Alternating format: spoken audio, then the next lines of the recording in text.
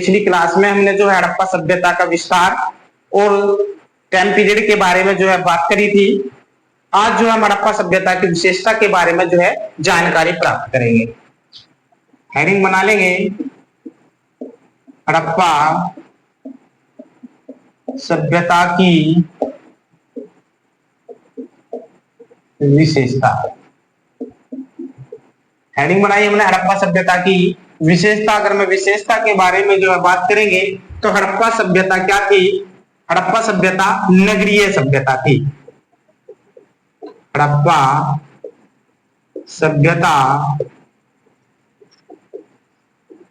नगरीय सभ्यता थी। अब क्वेश्चन पूछा जाएगा कि भारत का प्रथम जो है नगरीकरण, ये नगरीय सभ्यता क्या कहलाई? तो हम कहेंगे हड़प्पा सभ्यता प्रथम नगरीकरण सभ्यता कहलाई। दूसरी बात है कि इसे जो है मात्र शतात्मक सभ्यता भी कहा गया।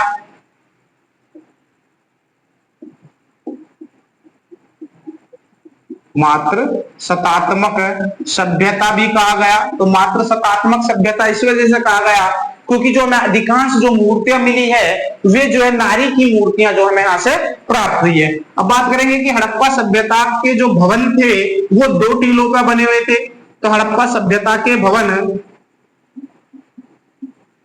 हड़प्पा सभ्यता के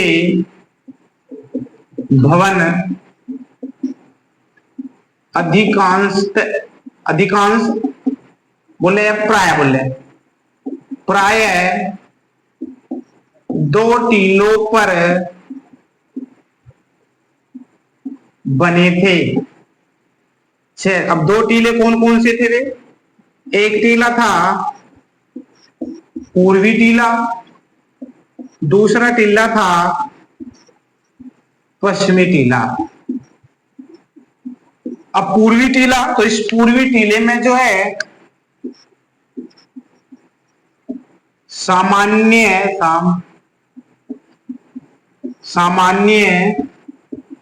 लोगों का निवासी स्थान। तो सामान्य लोगों का क्या था? निवास स्थान था। ये जो है विशेष लोगों का निवासी स्थान था। पश्चिमी टीला विशेष लोगों का निवास स्थान था। अब वे विशेष लोग कौन कौन थे सर? तो वे जो विशेष लोग थे, एक तो हम बात करेंगे कि इसमें कौन था? धनी वर्ग था, धनी वर्ग। अगला देखेंगे कौन था? तो अगला हम देख ले प्रशासनिक वर्ग, व्यापारी वर्ग। अगला है धनी वर्ग। धनी वर्ग हो गया बुद्धिजीवी। और जो ये पश्चिमी टीला था, ये पश्चिमी टीला क्या था? दुर्गीकृत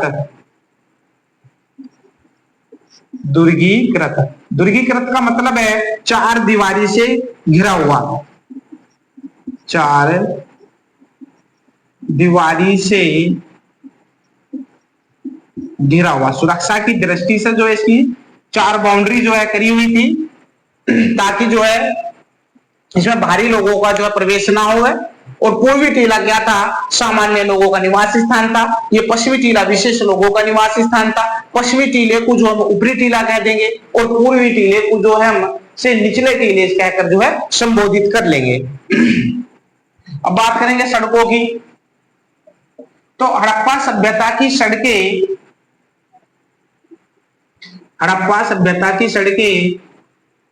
अधिकांशतः समकोण पर काटती थी। हड़प्पा सभ्यता की प्रायः सड़कें समकोण पर काटती थी, समकोण पर जो है काटती थी। और जो सड़कों की जो हमें चौड़ाई मिली, सड़कों की चौड़ाई कितनी? सड़कों की चौड़ाई 33 फीट हमें प्राप्त हुई। 33 फीट मिली, जिसे जो है राजपथ भी जो है यहाँ पे कहा गया। उसके बाद देख रहे हैं कि इसे पॉइंट बना के चलेंगे कि जो नालियां थी, इसे पॉइंट अगला देखेंगे।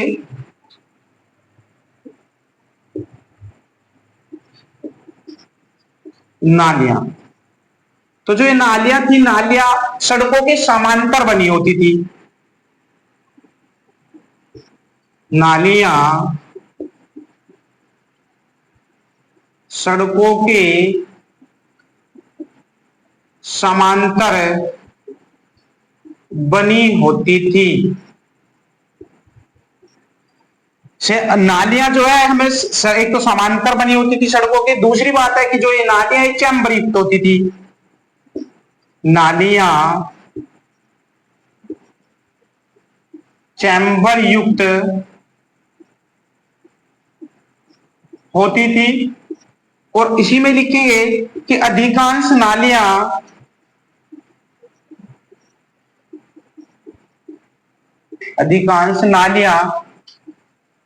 ढकी हुई मिली। अधिकांश नालियां जो हमें कैसी प्राप्त हुई, ढकी हुई जो हमें मिली है। और नाली तथा सड़कों के इस संजाल को ग्रिड सिस्टम कहा गया। नाली प्लस सड़क के संजाल को ग्रिड सिस्टम कहा गया। ग्रिड सिस्टम कहा गया। अगर मुझे लगा नाली तथा सड़कों के संजाल को क्या कहा गया, तो ग्रिड सिस्टम जो है यहां पे कहा गया। अब हम बात करेंगे हड़प्पा सभ्यता के भवनों के बारे में। बात करेंगे कि हड़प्पा सभ्यता के जो भवन थे, तो भवन जो है एक या दो मंजिले थे। भवन अधिकांशतः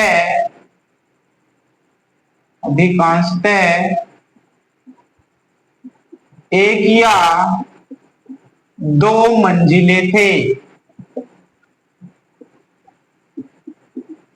अब भवनों में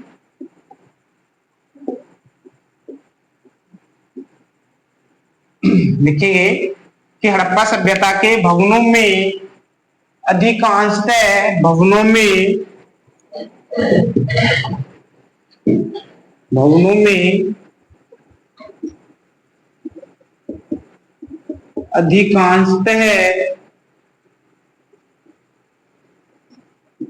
पक्की ईंटों का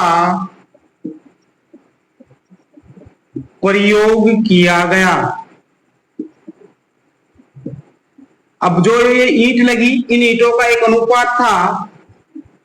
ईंटों का अनुपात, तो क्वेश्चन आ जाए कि हड़प्पा सभ्यता की भवनों में ईंटों का अनुपात क्या था, तो 4:2:1। तो ईंटों का जो अनुपात था वो 4:2:1 था। अब उसके बाद है कि दीवारों को इंग्लिश बैंड कहा गया। तो ईंटों से जो दीवारें बनी, भवन बने तो दीवार बनी होगी, तो दीवारों को इंग्लिश बैंड कहा गया। इंग्लिश बैंड जो है कहा गया। अब बात करेंगे दरवाजे की। तो हड़प्पा सभ्यता के दरवाजे मुख्य सड़क की तरफ न खुलकर, दरवाजे की बात करेंगे। दरवाजे मुख्य सड़क की तरफ ने खुलकर गलियों में खुलते थे। तो हमने देखा कि हड़प्पा सभ्यता की विशेषता में कि हड़प्पा सभ्यता एक तो नगरीय सभ्यता थी, इसी को मात्र सत्तात्मक सभ्यता कह सकते हैं, क्योंकि हमें जो है नारी की जो मूर्तियां जो है सर्वाधिक जो है यहाँ से प्राप्त हुई। और हड़प्पा सभ्यता के भवन जो है अधिकांशतः जो है दो टीलों पर बने थे, एक पूर्वी टीला था, एक पश्चिमी टीला था। जो पश्चिमी टीला क्या था, दुर्गीकृत टीला था, चौक दीवारी से जो है घिरा हुआ था। से पूर्वी टीला सामान्य लोगों के लिए था और पश्चिमी टीला जो विशेष लोगों का निवास स्थान था, जिसमें हम धनी वर्ग, प्रशासनिक वर्ग, व्यापारी वर्ग और बुद्धिजीवी वर्ग को जो हम यहाँ पे रखते हैं। हड़प्पा सभ्यता की प्राय सड़कें जो समकोण पर काटती थी, प्राय का मतलब अधिकांश सड़कें समकोण पर काटती थी। वो जो सड़कों की जो मुख्य चौड़ाई जो हमें यहाँ से प्राप्त हुई 33 फुट जो हमें यहाँ से प्राप्त हुई। अगर मैं हड़प्पा सभ्यता के भवनों के बारे में बात करूं तो भवन जो अधिकांशतः जो है एक या दो मंजिले बने थे। यहाँ से क्वेश्चन पूछा जावे कि हड़प्पा सभ्यता के भवन क्या मंजिले थे, तो एक या दो मंजिले थे। और इन भवनों में पक्की ईंटों का इस्तेमाल किया गया और पक्की ईंट जो इस्तेमाल की गई, इन ईंटों का जो अनुपात था वो 4:2:3 था। और दीवारों को जो है इंग्लिश बैंड कहा गया और दरवाजे मुख्य सड़क की तरफ न खुलकर पीछे गलियों में खुलते थे। इतनी बात जो हम जो है यहां से याद रखेंगे।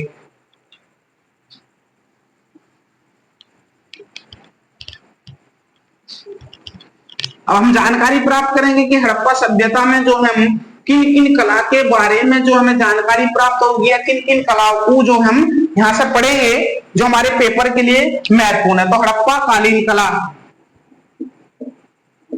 हड़प्पा कालीन कला, तो हड़प्पा कालीन कला जिसका टाइम पीरियड जो है 2500 BC से, मार्टिमर व्हीलर के अनुसार लिख रहा हूं, 2500 BC से 1500 BC जो है बताया गया। हम देखेंगे हमें यहां से जो है किस किस कला की जो है जानकारी जो हमें यहां से प्राप्त होगी। तो हम यहां से देख रहे हैं कि यहां से नगर निर्माण संयोजित नगर जो हमें यहां से प्राप्त हुए, नगर निर्माण। उसके बाद जो है यहाँ पे मूर्ति निर्माण कला,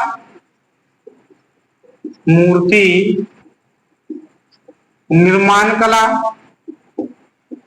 अगला जो है चित्रकला,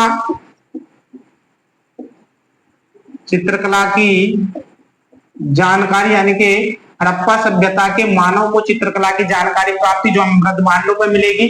उत्कीर्ण कला, उत्कीर्ण कला की जानकारी से जो हमें मोहरों से प्राप्त होगी, यानी कि मोहर निर्माण कला, मोहर निर्माण कला के बारे में जो हम जानकारी प्राप्त करेंगे। उसके बाद जो है मृद भांड कला,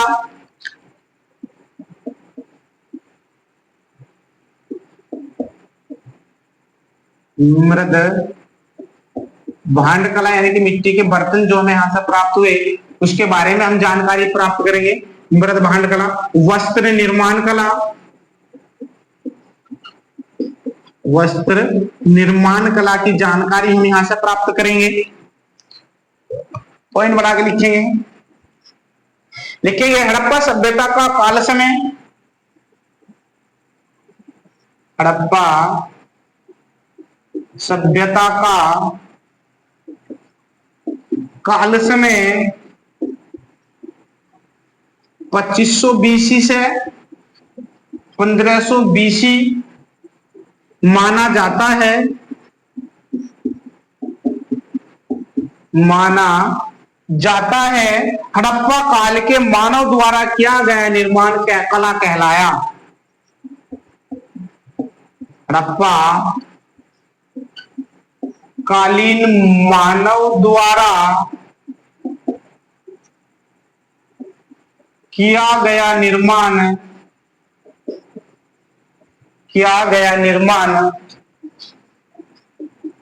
कला कहलाया। अगला पॉइंट बना के लिखेंगे कि जब अनेक स्थलों की खुदाई द्वारा अनेक ऐसे तत्व पाए गए, जब अनेक स्थलों की खुदाई या उत्खनन द्वारा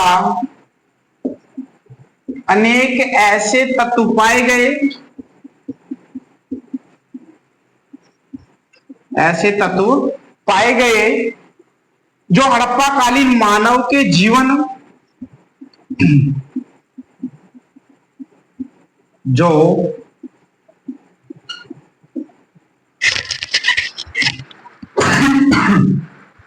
जो हड़प्पा कालीन मानव, हड़प्पा कालीन मानव के जीवन के बारे में बताते हैं, जीवन के बारे में बताते हैं,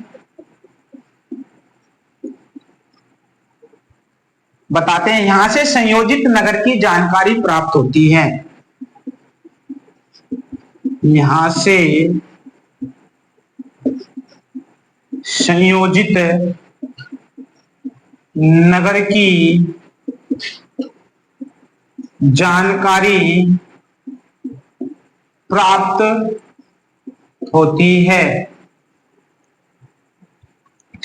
तो आज हमने जो हड़प्पा कालीन विशेषता के बारे में जानकारी प्राप्त करी और हड़प्पा कालीन जो कला थी से किन किन हड़प्पा कालीन मानव को किन किन कलाओं के बारे में जानकारी प्राप्त थी, उन कलाओं को जो हमने से पढ़ा। अभी इन्हीं कलाओं को जो हम जो है विस्तार से जो है पढ़ेंगे। और पिछली क्लास में हमने जो हड़प्पा सभ्यता का विस्तार देखा था, से जिस देश में देखा था उसी क्रम में जो हम अगली क्लास में हड़प्पा टीले के बारे में जानकारी जो है प्राप्त करेंगे। वहां से कुछ प्रमुख जो है साक्ष्य हमें प्राप्त हुए जो कला की दृष्टि से बड़े ही महत्वपूर्ण है।